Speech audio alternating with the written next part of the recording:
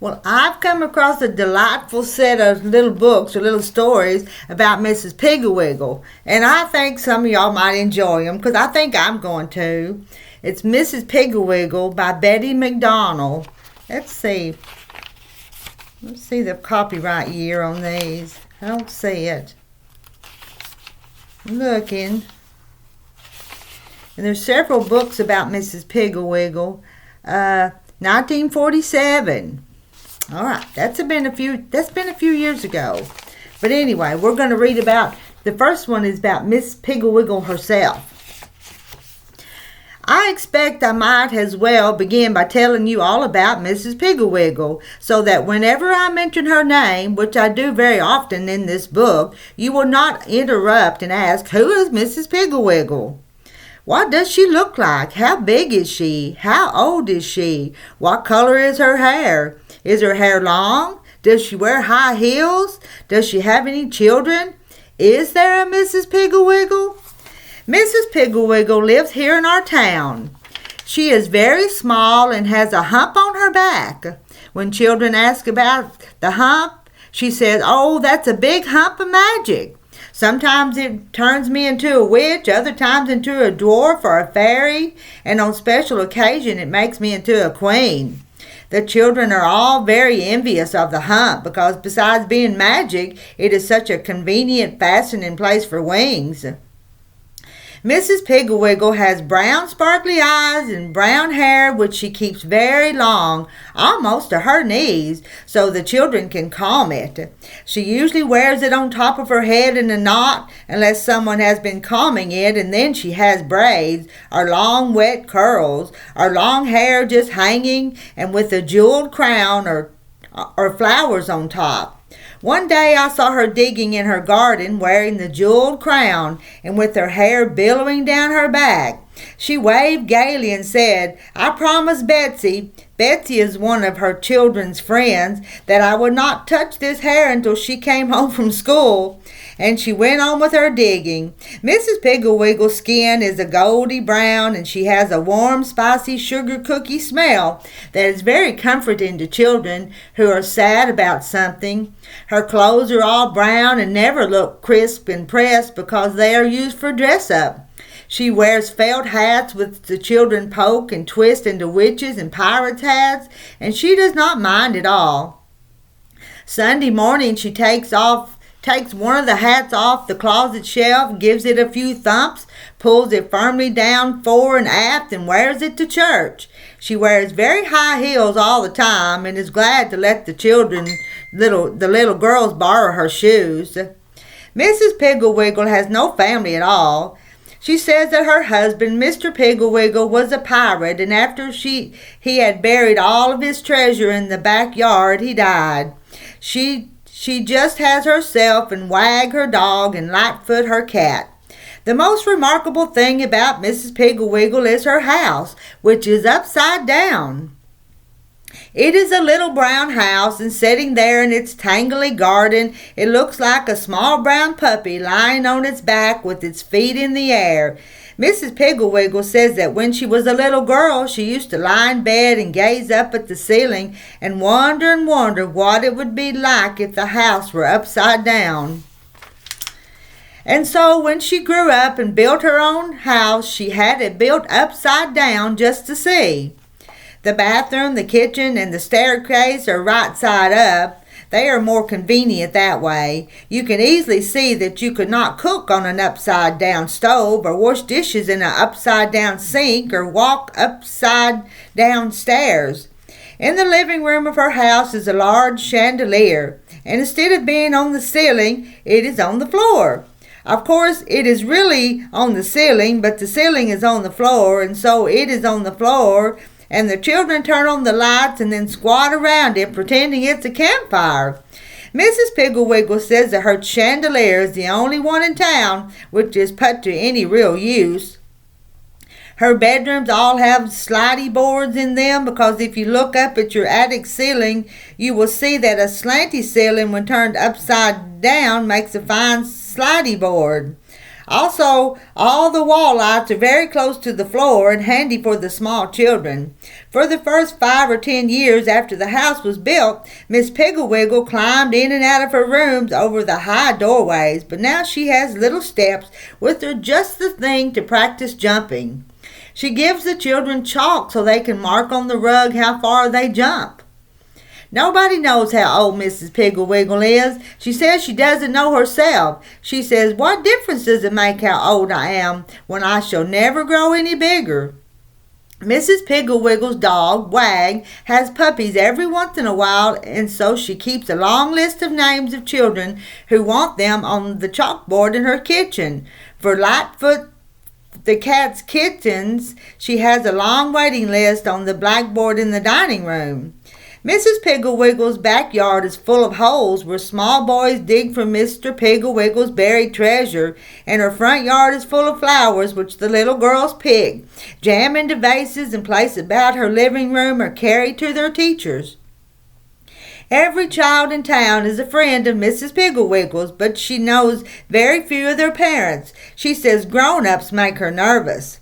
For the first year after she built her house, Mrs. Piggle lived there, all by herself except for Wag and Lightfoot, and she was very lonely. Then one dark, rainy afternoon, when she was baking sugar cookies and thinking how much fun it would be if she knew someone besides Wag and Lightfoot to invite for tea, she happened to look out of her kitchen window, and there coming up the street in the pouring rain, dragging a big suitcase and bawling, was a little girl. Mrs. Piggle wiped the flour off her hands and hurried right out into the rain and invited the little girl in for tea. The little girl's name was Mary Lou Robertson, and she was 8 years old and quite fat, and she was running away from home. She told Miss Piggle all this after she had drunk 3 cups of cambric tea and eaten 7 sugar cookies. She said, "I'm running away from home because I hate to wash dishes. All I do is wash dishes. I'm just a servant. Dishes, dishes, dishes. Wash, dry, and put away. That's all I do. My mother doesn't love me at all. She isn't my real mother anyway. She probably got me out of an orphanage just to wash her dishes." Mary Lou began to cry again, so that the 8th sugar cookie got quite soggy before she finished it. Mrs. Piggle said, "Isn't she your real mother?" Mary Lou said, "She says she is, but no real mother would make you wash dishes, wash dishes, wash dishes." "Now that's a funny thing," said Miss Piggle. "I mean, you're hating to wash dishes so much because, you see, I like to wash dishes. In fact, I enjoy washing dishes so much that a cause of great sorrow to me is the fact that the only dishes I must wash are for Wag, Lightfoot, and me. 3 or 4 dishes a meal, that's all. When I wash dishes, Mary Lou, I pretend that I am a beautiful princess with long golden curly hair." Mary Lou's hair was jet black and braided into 2 stiff little pigtails, and apple blossom skin and forget-me-not blue eyes. "I have been captured by a wicked witch, and my only chance to get free is to wash every single dish and have the whole kitchen sparkly clean before the clock strikes. For when the clock strikes, the witch will come down and inspect to see if there is a crumb anywhere, if there are pots and pans that have been put away wet, if the silverware has been thrown in the drawer, if the sink has not been scrubbed out. The witch will have me in her power for another year." Mrs. Piggle looked at the clock and jumped up. "It's 10 minutes to 4, Princess, and we have so much to do. Hurry, hurry, hurry." Mary Lou also jumped up and began carrying the tea things to the sink, and Mrs. Piggle whisked them in and out of the dishwater, and Mary Lou dried them, and Mrs. Piggle hurried as fast as she could and put the cookie things away, and every once in a while she would stop and say, "Hark, Princess, do you hear the thump of the witch's big gnarly cane?" Then Mary Lou, her braids bobbing up and down with excitement, would say, "I hear it, Princess. It is coming closer and closer."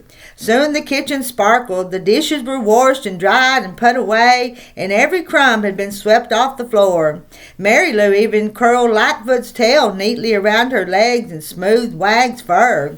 Just before the clock struck, Mrs. Piggle said to Mary Lou, "Princess, I must leave you now, but show the witch your work, and oh, I do hope you will be freed." Then she went upstairs, and pretty soon down the stairs came a terrible old witch with a long black dress, a tall black hat, and a big gnarly black cane. Mary Lou was very scared until she saw the sparkly eyes of Mrs. Piggle under the black hat. She showed the witch the kitchen, and the witch took out the cookie pans and carried them over to the light to see if they were clean and dry. She got down on her knees, squeaking like a rusty gate, to see if Mary Lou had swept under the stove. She felt inside the teacups to see if there was sugar in the bottoms, and she put on her glasses to examine the sink. But she could not find anything wrong, so she handed Mary Lou the key to the kitchen door and screeched out, "You are free, Princess, but I will get you again, never fear." The witch clumped back up the stairs, and in a few minutes came down Mrs. Piggle. "Well," said Mrs. Piggle, "do you see why I like to wash dishes?" Mary Lou said, "Oh, Miss Piggle, that was the most fun I've ever had." Miss Piggle said, "Of course you can have more fun." Let me show you the picture. There's Mrs. Piggle coming down the stairs as a witch. "It could have more fun than I can because you have so many more dishes to wash. If I only had more dishes and could take longer, I would be a princess with curly, yellow, long hair, apple blossom skin, blue eyes, and a beautiful voice, and I would sing sad songs over the dishpan. Also, if I had more dishes, I would have the witch ride through the night on the broomstick, and I would creep out on the back porch to see if she was coming. I would hear her land with the thump on the roof, and I would slip upstairs to see if she was going to slide down the chimney or thump down the stairs. Oh, there would be ever so many exciting things to pretend if only I had more dishes to wash." After a while it stopped raining and the sun came out, and Mary Lou took her suitcase and went home. That night her mother, it really was her mother of course, almost fainted when she came out of the kitchen exactly 27 minutes after dinner, and Mary Lou was sweeping the floor, and all the dishes were washed and dried and put away, and everything was immaculate. Mrs. Robertson rushed in and called Mary Lou's father, and he came out to the kitchen and pretended to fall on the floor with surprise. And then he said to Mary Lou's mother, "I like your new maid, ma'am. In fact, she is so much better than Tilly Slopwash, who used to be here that I think we should invite her to the moving picture shows some early evening."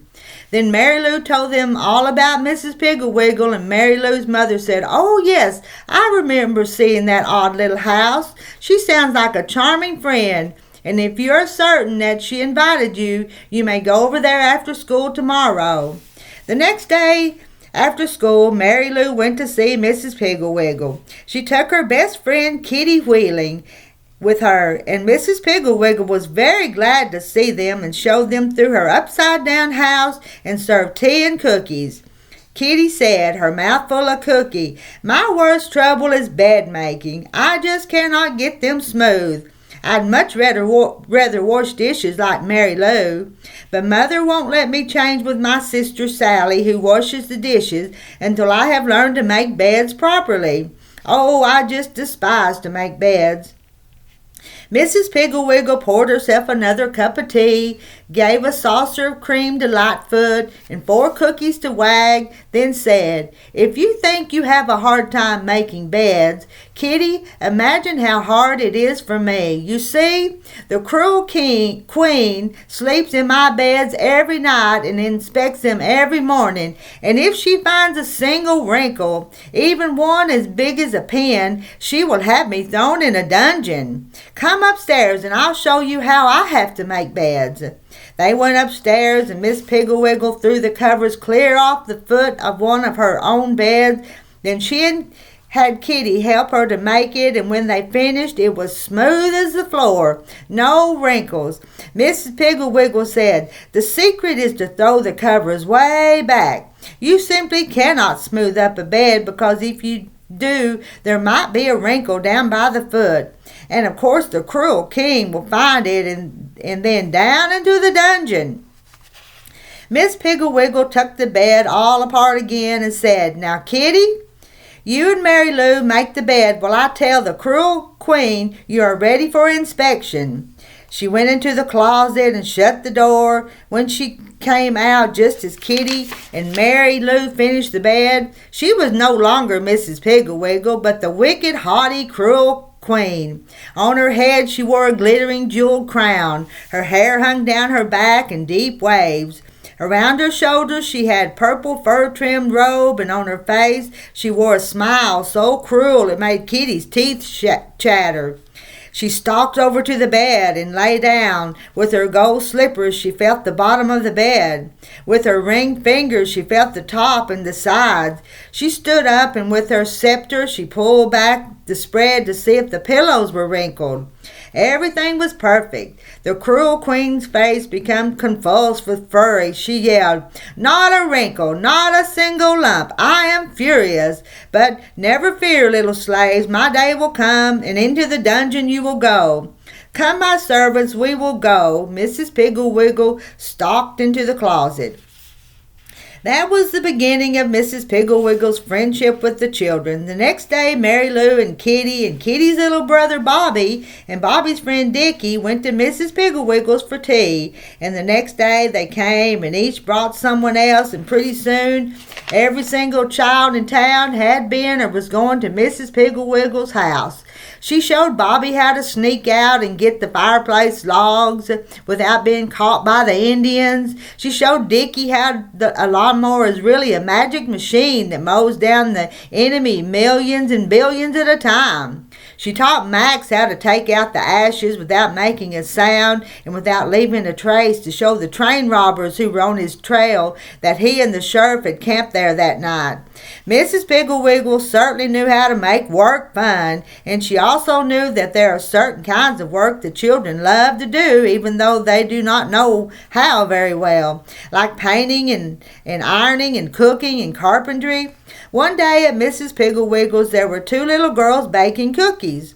One little boy baking a pie and getting flour on the floor and eating most of the dough. A little girl ironing in a very wrinkly fashion all of Mrs. Piggle's clean clothes. Four boys with paint on their faces and feathers in their hair, chopping kindling. Two boys painting the doghouse. Three little girls darning old pirate socks of Mr. Piggle's. And pirates everywhere, digging in the backyard, shooting and yelling, running through the house and grabbing hunks of raw cookie dough. Mrs. Piggle was sitting over in a corner of the living room sewing on doll clothes. She was wearing the jeweled crown, and Kitty Wheeling was standing beside her throne, which was a chair with a tablecloth draped over it, dipping her hairbrush in a glass of water and making Mrs. Piggle's hair into long, wet curls. Kitty said, "Your Highness, shall I use the gold or the silver hairpins?"